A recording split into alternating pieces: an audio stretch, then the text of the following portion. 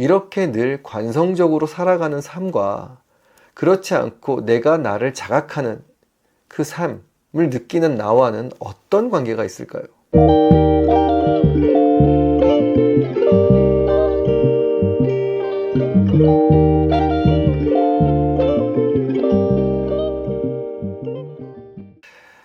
하루 종일 여러분 뭐하고 사셨는지 기억나시나요?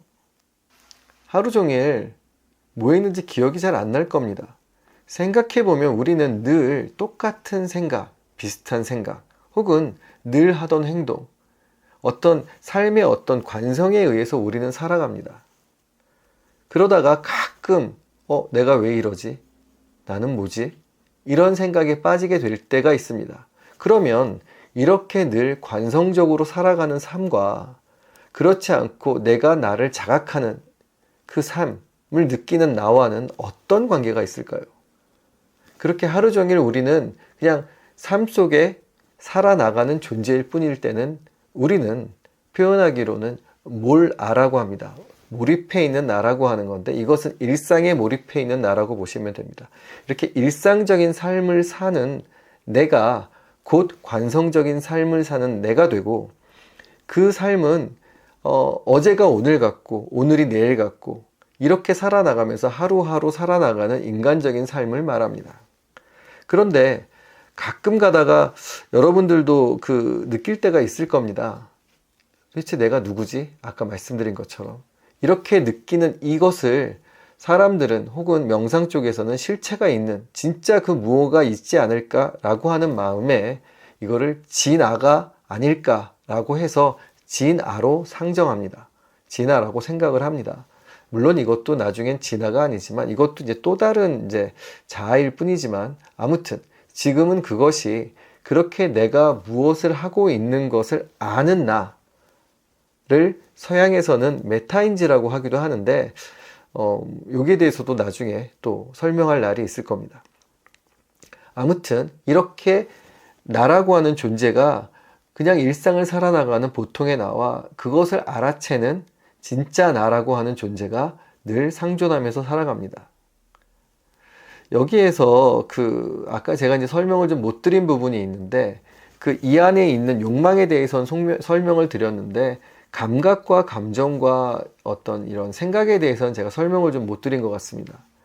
이 감각과 감정과 생각이라고 하는 것은 사람마다 다 다릅니다. 그러니까 이렇게 그릇이 생기면서 이 안에 마음이 들어올 때, 이 안에 들어올 때 사람마다 들어오는 감각이나 감정의 모양, 색깔, 크기, 그리고 재질, 개수까지 완전히 달라집니다. 그래서 그것들이 뭉쳐졌을 때 개인의 개성이 되는 것입니다. 물론 이 마음을 담고 있는 마음 그릇인 나의 모양도 사람마다 다 다릅니다. 그래서 들어오는 마음이 그 원래 만들어진 마음 그릇인 나에 의해서 또 변형되기도 합니다. 이렇게 사람의 마음과 나와의 관계는 서로 상호작용을 일으키면서 자아를 만들어가게 되는 것입니다. 여기에서 이제 한 가지 좀 약간 설명을 좀 더 드려야 될 것 같은 게 뭐냐면은 저희 이제 불교 쪽에서는 그래서 일상적인 삶을 사는 나, 감각과 감정과 생각, 그리고 이 세 가지와 뭉쳐진 욕망을 가지고 살아나가는 나를 자아라고 얘기하면서 이 자아는 진짜가 아니다라는 의미에서 가아라고 합니다. 가아라고 하는 이유는 거기에 대한 상대적인 개념인 진아가 존재하기 때문입니다. 진아는 그래서 이렇게 보시는 방법도 있습니다. 그러니까 아까 말씀드린 나라고 하는 그릇이 이제 나의 이제 한계점인데 나를 구성하고 있는 한계점인데 이 한계점에서 볼 수 있는 이 한계점에 도달한 나를 진아라고 보시면 큰 무리는 지금은 없습니다. 나중에 설명을 더 드리겠지만 그런데 이렇게 가짜 나와 진짜 나라고 하는 것도 사실은 진짜가 아닐 것이다 라고 저희는 봅니다. 그래서 이 가아와 진아를 합쳐서 유아라고 하는 개념을 씁니다. 왜냐하면 상대적인 개념인 무아가 있기 때문입니다. 무아라고 하는 것은 사람들이 오해를 많이 하는데 여러분이 사라진다고 하는 것이 아닙니다. 뭐 쉬운 말로는 그러니까 작용만 있지 실체가 없다고 하는 이제 이런 표현으로 이제 저희들은 표현을 하는데 쉽게 좀 말씀드리면 나라고 하는 그릇이 사라진 상태입니다. 수행을 하고 명상을 하면 물론 이제 어떤 명상을 하느냐에 따라 달라지지만 수행을 하고 명상, 특히 이제 저희 같은 선수행, 고행을 통한 선수행, 한계에서 한계를 극복하는 어떤 수행을 하면 이 마음을 담고 있는 그릇의 변형이 일어납니다. 점점 커질 수가 있습니다. 한계점에 다다라야지만 커지고자 하는 마음이 생기거든요. 이건 나중에 이제 설명드리겠지만, 그래서 이렇게 마음이 점점 커져서 마음이 우주처럼 커져 있는 상태, 그래서 마음이 우주인 상태가 되면 나는 있지만 내가 없어진 상태가 됩니다.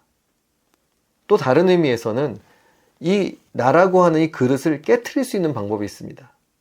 이 두 가지의 방법, 하나는 마음을 점점 크게 하는 방법을 점수라고 하고, 단박에 깨트리는 방법을 돈수라고 합니다. 그래서 돈오돈수니 점오점수니 이런 말들이 있는데 두 가지의 방법을 저는 병행해야 된다고 생각합니다. 제가 이게 어느 게 옳다 그르다라고 말씀 못 드리겠지만, 근데 노력하지 않고 갑자기 깨닫는 일은 없기 때문에 당연히 처음엔 점수를 하다 보면 어느 순간 그것들이 깨져나가는 순간들이 있습니다. 그것을 돈오라고 하게 됩니다. 그래서 이제 이렇게 아까 이제 말씀드린 것처럼 이렇게 깨진다고 하는 관점에서 봤을 때 마음이라고 하는 것은 서로 나와 상호작용을 합니다. 무슨 말씀이냐면 마음이라고 하는 것들이 나라는 그릇에 있어야지만 내가 되고, 나라는 그릇도 이 마음이라고 하는 것이 들어와서 존재해야지만 내가 됩니다. 그래서 어떻게 보자면 마음이라고 하는 것은 나의 일부고 나라고 하는 것도 마음의 일부가 되는 것입니다. 이 부분은 좀 어려운 좀 불교 철학의 개념이라 이 정도로 하고 넘어가겠습니다. 그래서 그렇게 만들어진 그 선천적으로 만들어진 내가 이제 만들어집니다. 태어나서 이제 나라고 하는 존재가 만들어지죠.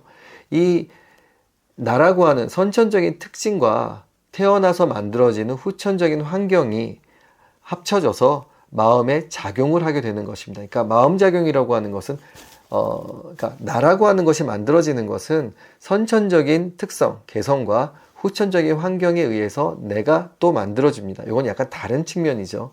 선천적인 특성을 얘기하자면 아까 말씀드린 이 안에 있는 마음의 모양, 크기, 개수, 재질 이런 것들을 통해서 어떤 사람마다 각각 다른 기본적인 특성들을 가지게 됩니다.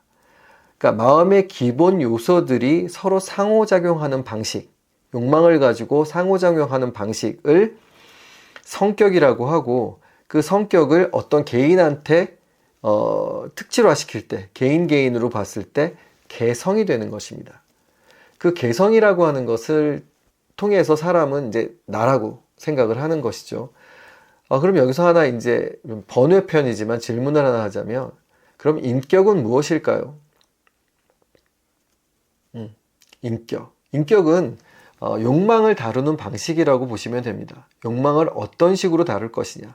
욕망에 집착해서 욕망적인 삶을 사는 상태를 인격이 낮다라고 하고, 욕망을 쓰긴 쓰지만 욕망에 집착하지 않은 상태에서 욕망을 좀 고차원적으로 쓰는 상태를 인격이 높다라고 우리는 표현을 합니다. 그러면 후천적인 환경에 대해서 다시 이제 좀 더 설명드리자면, 좀 전에 이제 선천적인 특징이고요. 선천적인 어떤 이제 타고난 것이고, 후천적인 특징이라고 하는 건 뭐냐면은, 사과씨 같은 걸 예를 들면 됩니다. 그러니까 여러분들이 선천적으로 타고난 것은 사과씨입니다. 어떤 사람은 뭐 감으로 태어날 수 있고, 감씨가 될 수도 있고, 어떤 사람은 배씨가 될 수도 있죠. 뭐 과일로 했을 때. 그런데 태어나 보니 어떤 장소에 떨어지게 됩니다. 이 장소는 사실 뭐 굉장히 중요하죠. 어느 햇살이냐, 어느 흙이냐, 아니면은 물이 좋은가, 이런 거에 따라서 같은 사과나무더라도 성장하는 것이 완전히 달라질 수밖에 없습니다. 그래서 이런 후천적인 환경에 의해서 선천적인 특징과 후천적인 환경에 의해서 또 내가 만들어집니다. 그래서 이제 여러분들에게 이런 이제 오늘 이제 마음의 이제 그 구조에 대해서 이제 말씀을 드렸는데, 이렇게 이제 마음이라고 하는 것은 이제 욕망, 그러니까 아까 말씀드린 감각, 감정, 생각이 욕망이랑 서로 상호작용을 하기 시작하면서 만들어지는 것이 뭐냐면 번뇌라고 하는 것이 만들어집니다. 그러니까 마음의 괴로움의 원인이 번뇌인데, 번뇌라고 하는 것은 그러니까 그냥 인간이 가져야만 한 숙명적인 생각, 고민 뭐 이런 것들이라고 생각하시면 되는데, 이런 것들이 왜 지금 이걸 말씀드리냐면은 아까 말씀드린 개인적인 어떤 특성의 한계와 제한적인 사회적 한계에 의해서 사람마다 그 번뇌, 공통적인 번뇌가 있기도 하지만 개인적인 번뇌가 만들어지기도 합니다. 근데 이런 것들을 어떻게 해결해 나갈 것이냐, 이 부분이 사실은 수행을 해 나가는 과정이고 명상을 해 나가는 과정이라고 보시면 될 것입니다. 오늘은 여기까지 하겠습니다.